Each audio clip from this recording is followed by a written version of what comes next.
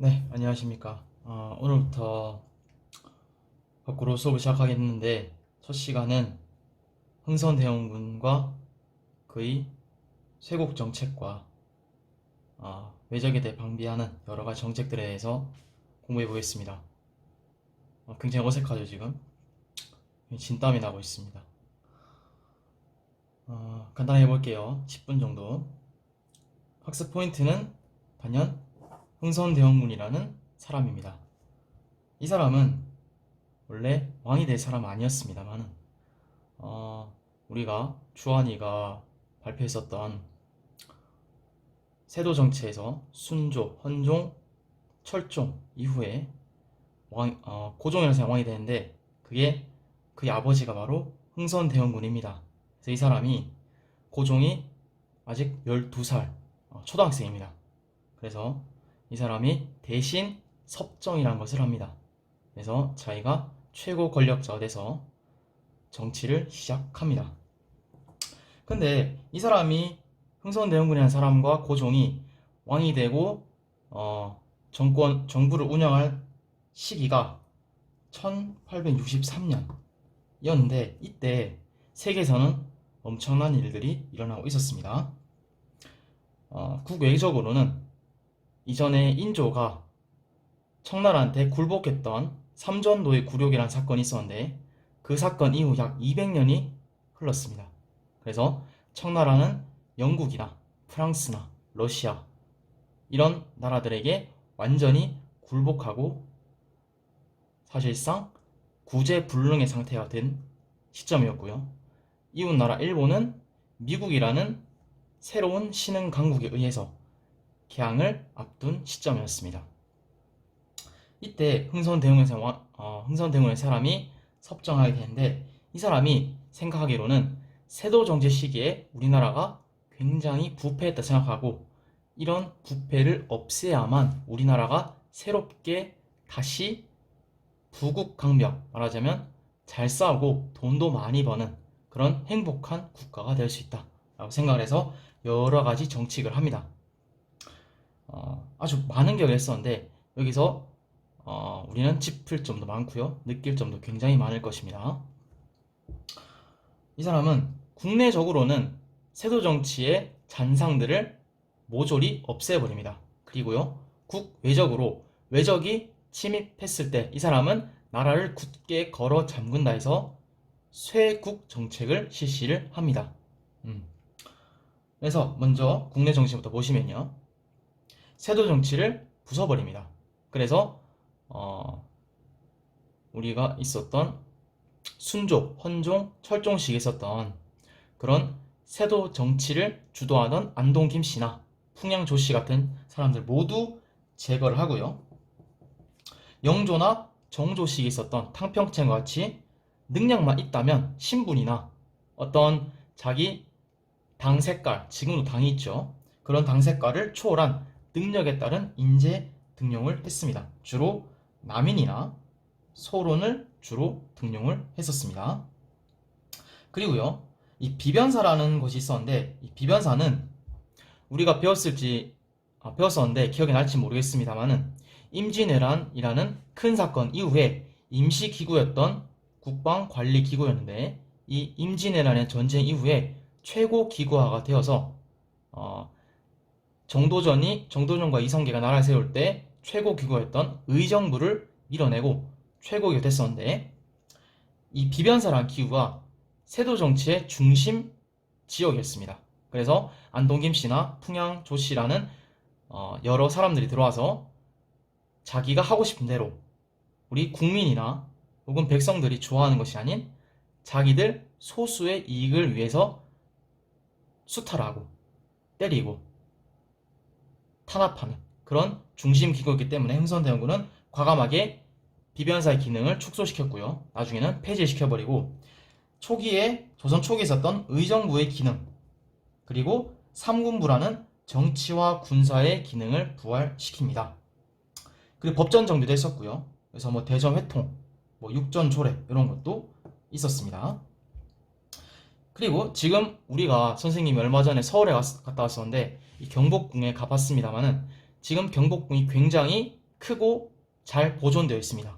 근데 이 경복궁이라는 것은 정도전이라는 사람이 설계를 했었지만은 초기에 만들어진 건물은 임진왜란 때 모두 불이 탔습니다. 그래서 흥선대원군은 나라가 바로 서기 위해서는 우리도 의식주가 바로 서야 되죠. 그래서 우리가 왕이 사는 집이 가장 먼저 으리으리하게 크고 웅장하게 서 있어야 한다 해서 불탄 경복궁을 다시 축조를 했습니다. 그런데 이 경복궁을 세울 때는 굉장히 뜻은 좋았는데 만들면서 굉장히 많은 재앙이 생깁니다. 2번이나 화재가 났었고요. 거의 폐허에 가까운 피해를 입었었는데 이를 보완하기 위해서 원납전이라는 걸 징수하기 시작합니다. 이게 우리도 보면은 헌혈을 하거나 혹은 불우유 돕기를 할 때 우리가 원해서 해야 기분도 좋고 뜻깊은 행사가 되는데 흥선대원군은 이때 반강제적으로 실시를 하게 되고요. 그리고 당백전이라는 것을 발행해서 원래 조선의 주요 동전은 상평통보라는 것이 있었는데 이 상평통보의 약 100배에 달하는 가치로 동전을 발행하기 시작합니다. 그래서 인플레이션이 일어났죠. 실제 이 당백전은 100배의 가치를 갖고 있었지만은 누구나 위조하기가 용이했고요. 그리고 위조할 때의 가격은 당백전의 가격의 약 7%만 있으면 누구나 주조가 가능했습니다. 그래서 인플레이션이 굉장히 많이 발생했습니다. 그리고 문을 지나갈 때 통행서를 징수한다든가 그리고 묘지에 있는 조상님들의 나무를 가져간다든가 혹은 땅을 가져가서 매매를 한다든가 이런 식으로 자금을 동원해서 약 8년 만에 완공이 됐습니다만 이때는 양반이나 백성 모두가 고통받고 흥선대원군에게 등을 돌리게 됩니다.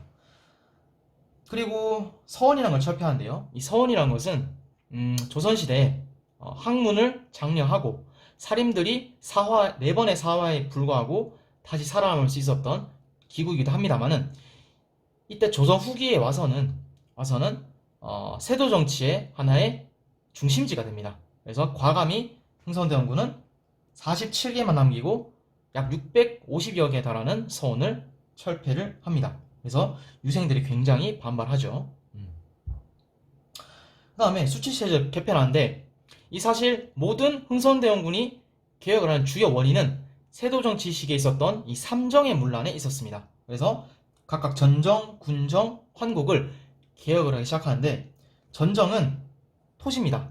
토지세.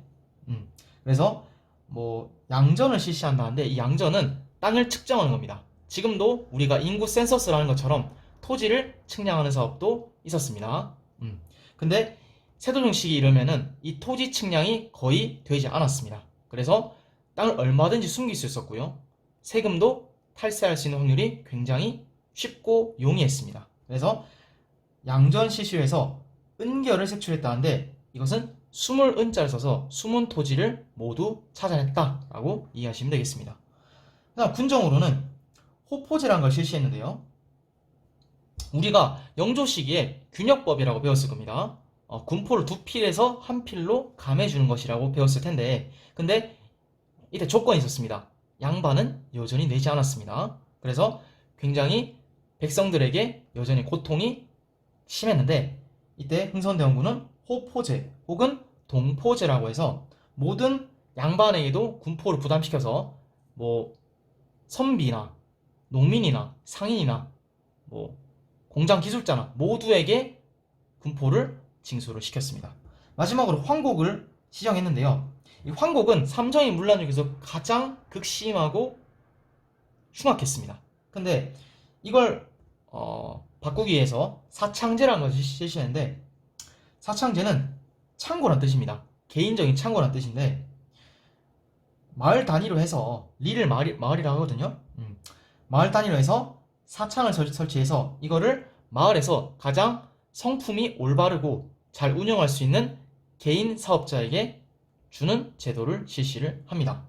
이렇게 해서 세도 정치 시기 약 63년에 이르는 거대한 나쁜 세력들이 일소되고 정리가 되고 흥선대원군이 나라를 어느 정도 바로잡았다라는 시각도 있었고요. 백성이나 선비들에게 조금 아쉽고 혹은 근대화가 늦었다라는 비판도 시작이 됩니다. 흥선대원군은 국내 정치에서는 혁신적인 모습을 보였는데요. 대외 정책, 말하자면 외교를 함에 있어서는 굉장히 폐쇄적인 모습을 보여줍니다. 그래서 일본이나 중국이 서양에 마구 짓밟히는 것을 보고 대원군은 천주교를 금지시키고요. 그리고 각 해안, 지금도 우리나라에 해안이 굉장히 많은데 이 해안에 군사시설을 정비하고 대포를 설치하거나 이런 식으로 해서 병력을 증강을 시킵니다. 그래서 이 통상수교 거부 정책이라고 부르기도 하고요. 전문적 용어로는 흥선대원군의 쇄국 정치라고 부르기도 하는데 이런 쇄국을 거부하는 여러 사건들인데 이 사건의 연대기적 흐름을 파악하는 것이 여러분들 굉장히 어려울 것입니다. 그래서 이걸 파악하는 게 오늘 시간의 사실 핵심이라 봐도 과언이 아닐 것입니다. 그래서 여기 있는 6가지 정도, 이 정도는 여러분들이 기억해 두는 것이 차후에 뭐 한국사 시험을 본다든가 한국사 검정 능력을 본다든가 할 때 굉장히 유용한 자료나 지식으로서 쓰일 것이라 확신합니다. 대원군은 국내 정치를 기억하면서 동시에 외국과의 통상을 거부하는 이런 쇄국 정책을 실시하는데요. 1년의 틀은 이렇습니다. 천주교를 금지시켰습니다. 그래서 병인년에 박해를 했다 해서 이 병인 박해를 시작하는데 프랑스를 이용한 러시아를 견제하려 했으나 이를 실패하자 흥선대원군은 더 이상 프랑스가 쓸모가 없다, 의미가 없다 판단해서 주로 프랑스나 유럽 전역에서 믿고 있는 천주교를 탄압하기 시작합니다. 그래서 병인 박해라고 하죠. 그러니까 프랑스는 자기 신부님이 돌아가셨습니다. 그래서 이를 빌미로 해서 병인 양요를 일으킵니다. 그리고 그 사이에 제너럴 셔먼호라는 미국 배가 있는데 미국 상선이 있는데 역시 조선에 와서 지금 북한의 수도인 평양에서 통상을 요구합니다. 근데 이때 박규슈라는 사람이 나중에 개화파에서 나오는 박규슈라는 사람인데 이 사람이 국민들, 말하자면 병사들과 백성들을 같이 동원해서 이 배를 불태워버립니다. 그래서 이것은 나중에 신미양요의 원인이 됩니다. 이렇게 해서 66년 1월 달에 병인 박해가 있었고요. 그리고 8월 달에 제너럴 셔먼호가 불이 탔습니다. 평양에서. 그리고 이 병인 박해에 대한 복수로 프랑스가 10월 달에 강화도에 침입을 합니다. 그래서 병인년에 서양인들이 일으킨 소요, 시끄러운 사건이라 해서 병인양요라고 부릅니다. 그런데 이때 정족산성에 있었던 양원수라는 장군님께서 전투를 통해서 프랑스 군대를 없애려고 했으나 아쉽게도 많이 잘 막아내지는 못했습니다. 그래서 외규장각 도서라고 하는데 그러니까 외규장각, 서울에 있는 걸 규장각이라고 하고 이 규장각 밖에 있는 다른 규장각이라 해서 강화도에 외규장각을 설치했었는데 이때 외규장각 도서가 프랑스군에 의해서 약탈이 됩니다. 그래서 이것은 2011년에 선생님이 수학능력 시험을 칠 때 바로 그 해에 돌아왔습니다. 하여튼 많은 도서가 약탈되고요. 프랑스가 침략을 본격적으로 시작을 합니다. 그리고 1868년에 오페르트라는 독일 상인이 조선의 통상을 요구하면서 이를 흥선대원군이 거부하자 흥선대원군의 아버지인 남영군이라는 사람이 있는데 이 남영군의 묘를 도굴을 시도합니다. 그런데 이 당시에 흥선대원군이 아버지 무덤을 만들 때 석회암을 발라서 콘크리트 만들었기 때문에 도굴에 실패하는데 결론적으로 도굴엔 실패했지만 이 오페르트라는 독일 사람, 서양인이 조선이라는 유교국가, 충과 효, 어머니나 아버지에 대한 그런 효심을 극진하게 생각하는 나라에서 이 아버님의 무덤을 도굴하는 천인공노할 짓을 저질렀기 때문에 흥선대원군은 쇄국 정책 더욱더 강화가 됩니다. 그리고 1871년에 신민년인데 이때가 역시 신민년에 양인들의 소요라 해서 신미양요를 하는데 이것은 제너럴 셔먼호라는 5년 전에 있었던 사건을 빌미로 해서 미국 장군이 배를 끌고 또 강화도에 침략을 합니다. 이때는 어지연이라는 사람이 광성보에서 미국군과 열심히 분전했지만 역시 성과를 거두지는 못했습니다. 그러나 미국이나 프랑스군이나 결론적으로 자기들 스스로 물러났기 때문에 조선에서는 적병들이 물러났기 때문에 승리다 라고 해서 굉장히 환호를 하기도 했습니다. 그러고 나서 흥선대원군은 굉장히 자신감이 넘쳤습니다. 왜냐? 프랑스나 미국이라는 서양의 거대 국가를 이겼다는 그런 자부심 때문에 각지의 척화비라 해서 화친, 말하자면 친하게 지내는 것을 배척하는 비석을 곳곳에다가 설치를 합니다. 그래서 이 흥선대원군의 수교 거부 의지를 표명합니다. 이렇게 해서 흥선대원군은 약 10년 동안 1863년부터 1873년까지 10년 동안 정권을 차지했었는데요. 근데 그 와중에 고종이 22살이 됩니다. 22살. 여러분들이 지금 고3 딱 수능 끝나면 19살, 20살 이렇게 되는데 부모님 간섭받기 싫죠? 똑같습니다. 고종이라는 사람도 초등학생일 때는 몰랐는데 10년 동안 아버지가 정권 행사하고 자기는 허수아비입니다.